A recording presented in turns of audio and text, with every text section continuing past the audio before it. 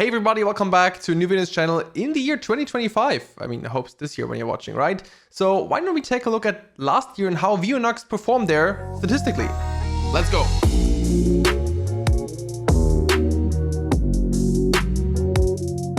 Yes, I know, it's already mid of January. That means we are kind of late for some kind of review, year-in review thingy.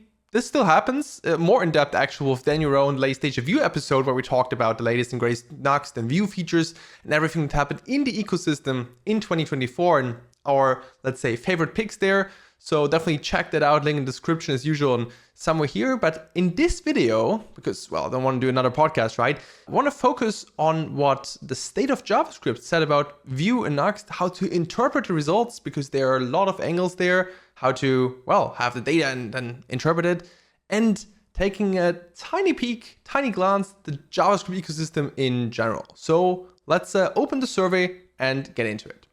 Before we dive into the libraries and frameworks part, of course, thank you everybody who actually filled out that survey, because it's always important that people from the most different ecosystems with different framework usages and so on fill out the survey with different backgrounds, different skill levels, so we actually get the general picture on the JavaScript ecosystem, at least as much as possible, right? Of course, as usual, the data is never perfect, but we have at least something there that we can work with. And the survey itself always appearing as being very, let's say, React-centric and also Western world-centric. I hope that this will change over the years, also representative-wise, because we have a lot of frameworks out there, a lot of people sharing opinions. So let's dive into it. And I think we should start with a chart that's very convoluted at first and pretty interesting. So let's talk about the changes over time of all the libraries out there and their positive, negative opinion and if people use it or not. So this is the lovely graph here. We have, as I said, all libraries and changes over time. And as I mentioned, it looks a little bit busy here. We have the positive opinion or the negative opinion on the x-axis, on the y-axis, have used or have not used. And then down here, and that's the legend, the rising popularity or the falling popularity, denoted by a more green, so like rising, or a more bluish color, falling, and the more light one is more neutral, so to say. There were already some remarks here from the creator of the survey saying, note, unlike previous editions, this year's questions format made picking a positive or negative sentiment optional with neutral as default.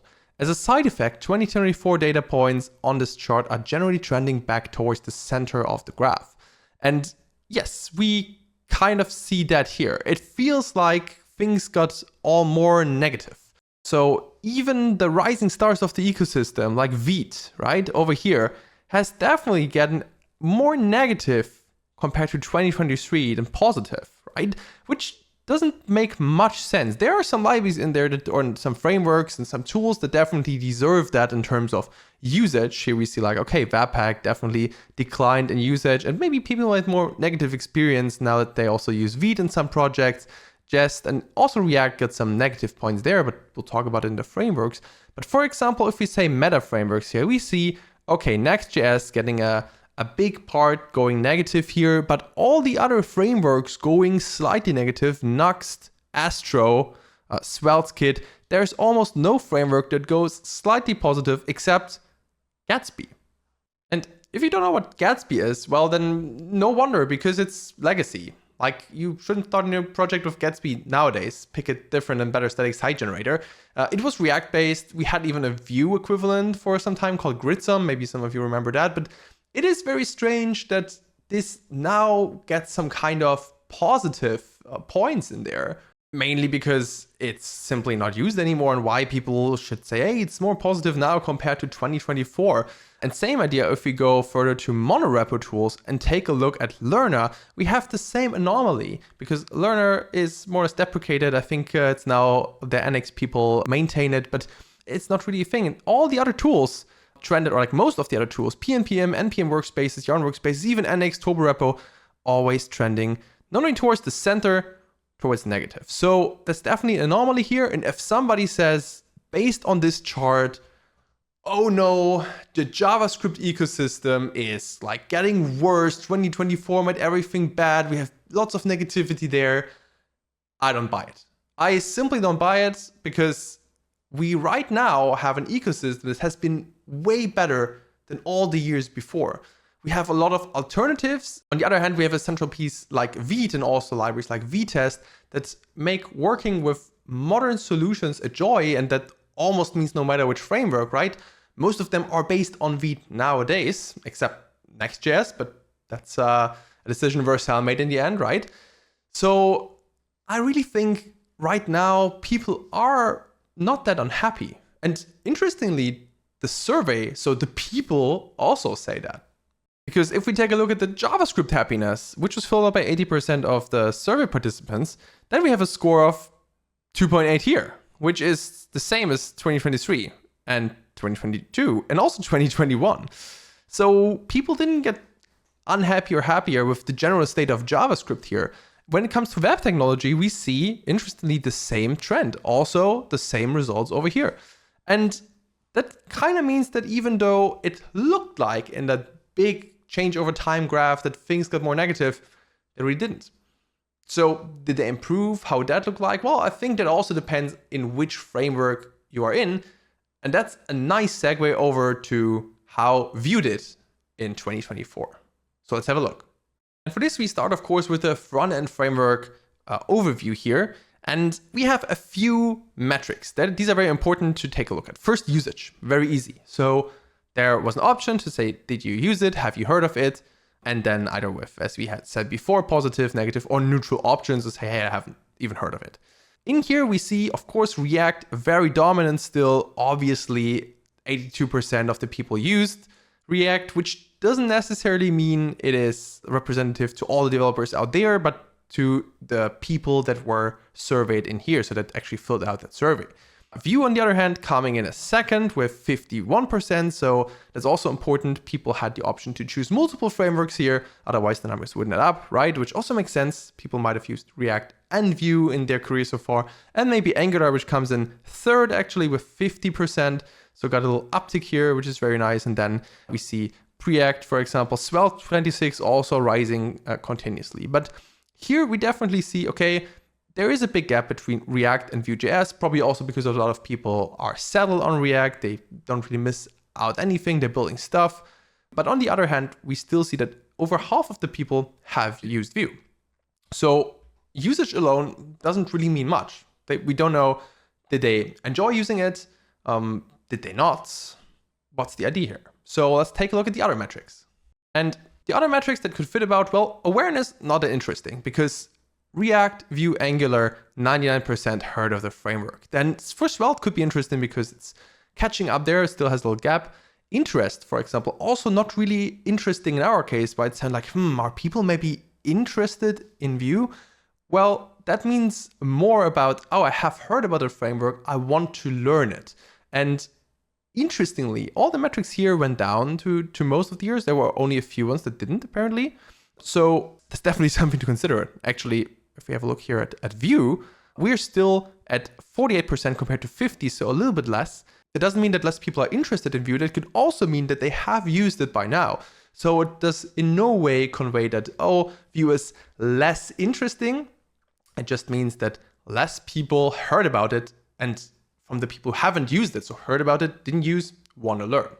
That could also mean that there are more people using it now, which would fall out of the category.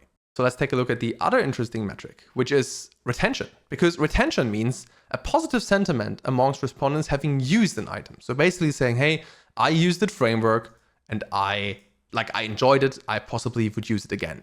And up here, once again, we have a lot of frameworks. Let's take a look at React first. And here we see also the trend from last year continuing from even the year before, like 2023, a big dip, right? 76, 75%, not that high.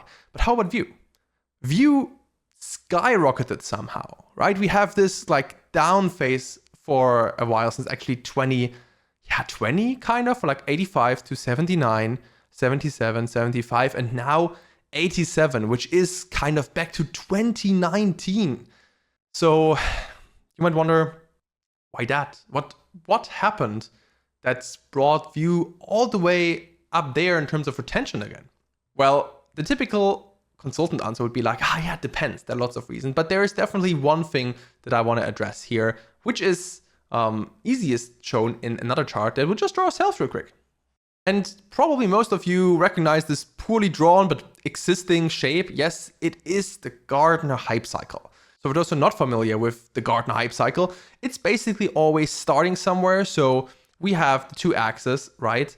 And maybe let's put some names on it, because up here, that's visibility, right? So we have this information over here, visibility, saying, okay, great, awesome, how, let's say, visible is a technology, or even say usage in a way, but visibility doesn't always correlate with usage anyway. And here, down here, we have time. So we have visibility and time. And commonly, we start down here with like, okay, there is something, and maybe it goes straight up with a line. Maybe it has like some hiccups here and there, but of course, also Vue ran through that easily. And I would say down here, like probably up here, this little point is, of course, when Vue started, and when it really got traction, probably around when Taylor Otwell was tweeting about Vue and how easy it is compared to React. I think that was kind of a point where like it really went like this. If you have any other ideas in mind, I'm very happy to hear what you think about it. So always like put your thoughts in the comments. But I think that was kind of one of the key moments in the history of Vue, which has also been, well, quite a while ago. If we think about it, Vue is now almost 11 years old. So yeah, that. But now we might think about, okay, if that's the start, where exactly is the peak of it, right? So the peak of this graph, so like over here, there somewhere, this is basically the point where Vue was hyped the most, so to say. And this was probably when Vue had even more stars than React, right? So Vue 2, this was like peak Vue 2 time here. And then we see in the hype cycle, we see a way down, right? So at some point people say, ah, great, okay, framework's cool, but then use in production, it might suit your needs, there might still be some things and so on and so on. But I think in case of Vue, especially if we go down here, like this part, this probably was the Vue 2 to Vue 3 transition. So like Vue 3 before script setup. New API still could be improved a lot, but that was probably a point where people like, okay, people switching over had a hard time. The ecosystem didn't catch up yet. Nuxt wasn't out yet. People from other frameworks looking at thinking like, the API, composition API, yeah, kind of okay, but very verbose, which was later fixed with script setup, which we all love nowadays. If you love the composition API, then probably script setup, right? So there was definitely a point where there was that level. And we also see that once again in the State of JS survey pretty clearly. So if you have a look at the chart there, that was probably in 2021 to 2023. It took a little bit to get out of that throw of disillusionment. Like, okay, things changed and so on and so on. But that's kind of fine. And now we are in a different point again, because now we moved up all the way this little slope here, right? The slope of enlightenment, it's called. And I think are now up here somewhere in the plateau of productivity. So people know how to use the framework, especially with V3 of the composition API. People can do more with it if they want to. There are lots of things happening in the ecosystem, like new UI libraries being built, people catching up, other tools getting Vue support that they maybe haven't had before, like official SDKs, same for Nuxt as well. There are patterns and best practices emerging, and now, well, using Vue is even more productive. And people are very, very happy about it, according to that survey for sure. And I think that's at least one of the many explanations that could be there why Vue has these 80% retention score. And if we take a look at the ranks here, Solid actually comes in first, and that's amazing work, right? Svelte at number 2, like was number 1 before Solid came in since 2020, and then on number 2, consistently. But Vue from like, okay, was in 2018, highest in retention, then going low, okay, Svelte came out, React got the top 1 again, and then just going down, down, down, down, all the way to rank 6, and from 6 up to 3 straight away. Now, it's not fully fair to compare like Vue with Svelte or Solid, also because a lot of people have used Vue compared to Solid and also compared to Svelte, which also means that there are more people who might have had a different opinion, not only like the, let's say, early adopters, the people straight away on in, but still here's a clear trend. And the trend is that Vue definitely won the 2024 retention in terms of JavaScript frameworks. Like more and more people enjoyed using Vue again, and that's perfect. It's lovely. And I think also we filled the ecosystem. We had a lot of contributors now in the Vue core team being added up with Vapor Mode. There's also some more drive in there. As I said before, more third-party packages, UI libraries, also existing UI libraries pushing further form solutions, and so on and so on. We don't even want to get into Nuxt itself, right? As a meta framework that's also continuously improving. And if you look at the last metric here, which is positivity, then wow, we have Vue also there coming from 2022 from a 5th place all the way to 2nd straight after Svelte. So let's look at the actual numbers here. Svelte 72, Vue 70. I think that's super close. Then React on number 3 with 69. That less and less people are happy with React. So that's also, I would say, a clear win in general for Vue here, coming from this 5th place all the way up again to number 2. Pretty amazing, and I'm really happy with this trajectory. And I hope more and more people will continue to be happy with Vue, or the people that are interested in Vue join over, try it out, and hopefully will get in that part so they have used it and are happy about it. Now, we talked a lot about Vue here, obviously, as this is a video about how Vue did in 2024. There were other mentions, of course, Astro as the front framework. Well, we come to that in the meta framework part over here. Of course, Next, Nuxt, and so on, so on. Once again, as mentioned before, you could select multiple options. So most people actually selected 1, 2, or 3 frameworks that they've worked with in their career.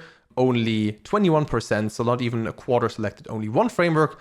Though I guess it's probably, if you only have worked with one framework, it's most likely React given the job options out there. That would be at least my guess there. We could look in data to verify that, but yeah, I think it's fine. It's not that important for that video.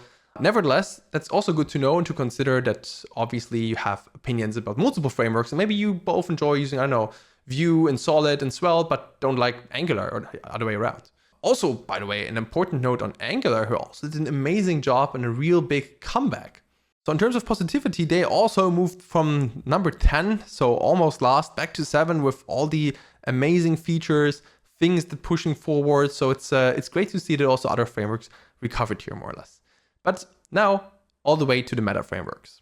And here we see a similar chart as before, but of course now with other frameworks. So we have Next, Nuxt, Gatsby, Remix, Astro, SvelteKit, Dockersaurus, SolidStart, and DinoFresh. And it's pretty interesting to see because Next, obviously the leader here, given that a lot of people use React, they will use Next.js. Gatsby, on the other hand, well, less and less usage over time, obviously, because it's discontinued, so to say. Nuxt here, actually, well, it's almost the same usage as 2023, maybe 1% less. I think that's still in the error margin, so to say, so I think that's totally fine. More interestingly, of awareness. So let's see how that changed. Though before going into that, Next actually got still a hit in usage. Also only 2%, but we'll probably see that more in the later metrics. Okay, awareness. Obviously Next 99%, Nuxt on the close second with 89%. So here we also see that 10% of the people who were surveyed were not aware of Nuxt at all, probably because like other frameworks outside React might not be relevant, and also not other meta frameworks, that would be my guess. Gatsby, well, also declining, obviously. Then Remix, Astro, SvelteKit, they're all pretty close by. Dockersaurus and SolidStart and DinoFresh, pretty new both. That's probably also why they're not that high ranked up here, but probably will change in the coming years, I guess. And then interest, once again, I would guess that goes to SvelteKit and Astro, and here we go, Astro, pretty high up. I think Astro is definitely here a very remarkable example because it is different to most of the other frameworks.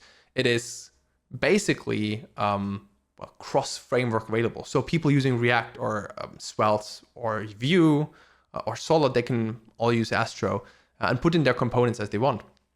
So in a way, that's probably also why a lot of people from different ecosystems are interested in it. And it's a great thing, I guess. So that's a big benefit there to target a way broader ecosystem of developers because there are actually multiple ecosystems. And then after Astro, we go to SvelteKit, still a little bit declining interest, which still could also mean that people used it and enjoyed it, once again to mention. Nuxt is here on the second to last place, but I also would say that's because of the just mentioned fact that people interested in might try it out. and then it's not in the heard about it sector anymore, but maybe used it, liked it, didn't like it whatsoever.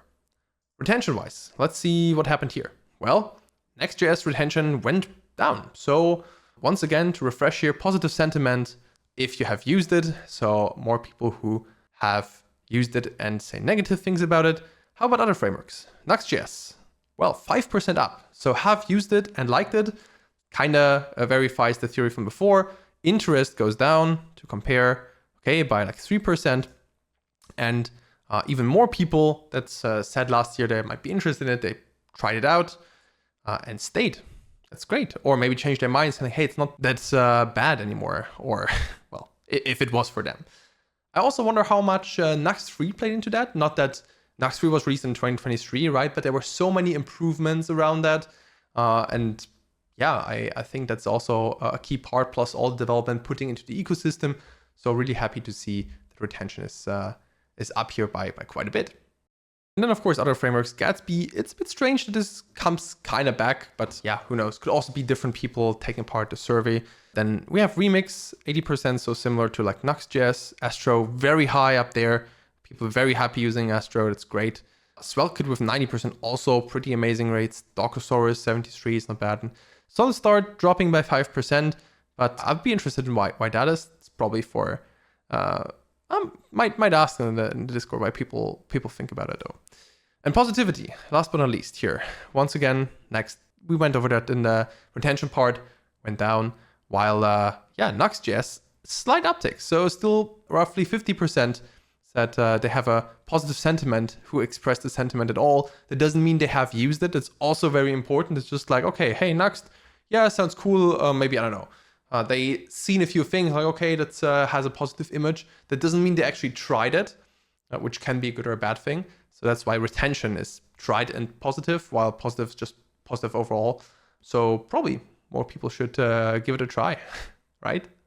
And here we also see, besides Nuxt, of course, Astro leading, SvelteKit, and then Next dropping in, as we've seen before, and a couple other frameworks. Other meta frameworks mentioned, Analog, the Angular framework, also very interesting. Vike, VitePress. So Vike is Vite plugin SSR, was rebranded in VitePress. A whopping 4%, okay, 16 people put in VitePress as they use it. Very interesting. Used it work. Next, pretty big gap between Next and Nuxt there at work. Still, even though a lot of people were happy with Astro, Nuxt is what is also used at work here by 3% more, but still far away from Next.js. Plus, very interesting that a lot of people don't use any at work. That's a bit surprising to me, but I guess they have their reasons. Or maybe it's like, okay, I have an SPA, I don't need any substantial meta framework for that. So now we've seen a lot of numbers and, well, what do they mean to us? I think mainly that Vue went up quite a bit again. And as I've shown before, also with the hype cycle, we're now in a really amazing phase for the framework, even though it's almost 11 years old when the Vue is out. So it's still improving. There's still things coming up. And I think in 2025, the future is bright for Vue.js as a framework. And for Nuxt, I think through the continuous improvements, we also see there were not like super big jumps, but a very good solid second position here and there, of course, after Next.js, which is also based on the React versus Vue gap. But I think also we're moving in the right trajectory there. Now, one more thing that I want to take a look at is the resources tab, because that's always interesting to see how many people from different communities are actually in the mind of the people. I'm going to start straight away with the newsletter category. Of course, we have a lot of JavaScript newsletters, CSS Tricks Node Weekly. Then we have the React newsletter, This Week in React. Of course, a lot of React developers following that. That's great. Bytes, also more JavaScript or like a front-end focused one. And then Vue News with 5%. So they probably mean the weekly Vue and Nuxt newsletter from Michael Hofmann. It's really good. Definitely give it a follow. Check it out. Link in the description for that as well. So great to see that over there. And then back at that, we have a lot more web design front-end part thingies, some influencers, DevTO, TwitterX, Medium, and so on, so on. So a lot of other things in here. There are also not that many other newsletters. I know Michael has a newsletter. Michael Thiessen, the Deja Vu co-host, that could have been listed here, but yeah, who knows? Not in there. Podcast-wise, of course, Syntax is number one. That's great. Primagen, Me2Dev, so Spanish community, very strong. Then, of course, they're all like very general, right? Changelog, JS Party, and so on, so on. DevTools, PodRocket. We have Svelte Radio over here, which was already in not a freeform entry. This was like an option to choose on number 14, which is pretty amazing. Stack Overflow podcast. And of course, I'm super delighted to see Deja Vu in here with 67 entries. And it's very important that little field here means data gathered through a freeform text field. So yeah, thanks everyone for voting for Deja Vu over there, and hope you enjoyed the podcast. If you haven't listened to it yet, we have a lot of episodes. And as I said before, this week's episode about the year in review with the one only Daniel Rowe, who we will also see soon in the survey, I'm more than sure. Yeah, so thanks for everyone who did it, and probably will be not in the freeform selection next year, but in the normal selection. So that might also change the place a little bit, but in general, I'm delighted that lots of people enjoyed and yeah, wrote it down there. And we've off the main thread. I was really surprised it was down here and not that popular. Really enjoyed the podcast by Jake Archibald and Sorma. So yeah, and Working Draft, German podcast, I also joined for a couple of times by now. Nice to see it in here, also in free form. So shout out there. And also interesting, a lot of people actually don't listen to podcasts. So 56% of those who answered and only 64% answered. So that means, well, there are way more than 50% who don't listen to any podcast, which is totally fine. Okay, and then video creators, well, there is a chance. Fireship, top-notch content, of course. Really, really amazing work. Theo, Primogen, MedoDev, once again, Spanish community, really strong. A lot of creators over there who do that full-time or like full into the YouTube game. Matt Pocock, who was also in Deja Vu podcast, doing amazing content. And also there, once again, thanks for everyone who voted me on number 12 out there. The 12th place is pretty amazing. A big honor to me. Doing that for, yeah, over a year now. And thank you, everyone who also there wrote my name in there. Appreciate it a lot. And hope to continue like that. But we'll probably come to that in another video. I'll definitely will continue, so no worries. And then West Boston here, interesting. A lot of other people, Traversy, Media, Net Ninja, also both doing great Nuxt and Vue courses. Ryan Carniato from Solid. Daniel Rowe in there. Here we have him, just mentioned him, who was in the latest episode. Learn Vue, also really good mention, like great content. Shout out there. And yeah, these were the video creators. And then people. Like, I like the general people category. So like, okay, which kind of people maybe other developers follow, what they think about it. Here, MedoDev, DevTels, high up, amazing. Josh W. Kumo, very well deserved. Evan here, Rich, Matt, can't see Dustin Abramov, Anthony Fu. So we have a few people in the Vue ecosystem also in here with Evan, with Anthony, Daniel also up here, of course. And I also made it in place 18. Wow, didn't know that. So once again, thanks. So really great to see that. A lot of framework creators or advocates or educators are in there and people following along. A lot of familiar names. Michael Thiessen, of course, also in here. Sarah Drasner, and so on. So a lot of other answers, of course, as well. I think the lowest was 14. So also hope to see some more Vue people in there. Definitely missing some of the names over there. But I'm more than sure that might also change next year. Because, well, there's a survey every year, of course. So all in all, I think, as just mentioned, for the Vue and Nuxt ecosystem, we have a really bright year ahead. We didn't even dive into Vite and Vitest, only briefly mentioned it before, right? Who are still the rising stars of the web development ecosystem. And a lot of interesting things might happen there. At least I have some predictions, but it's also something for another video.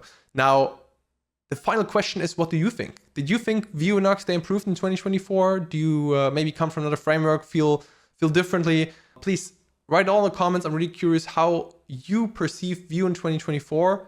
And other than that, hope to see you in the next video with some more juicy content in there. So with that, we can probably close the book of the year 2024 and yeah, look forward to 2025 and what this all has. Thanks everybody. See you next video and happy hacking.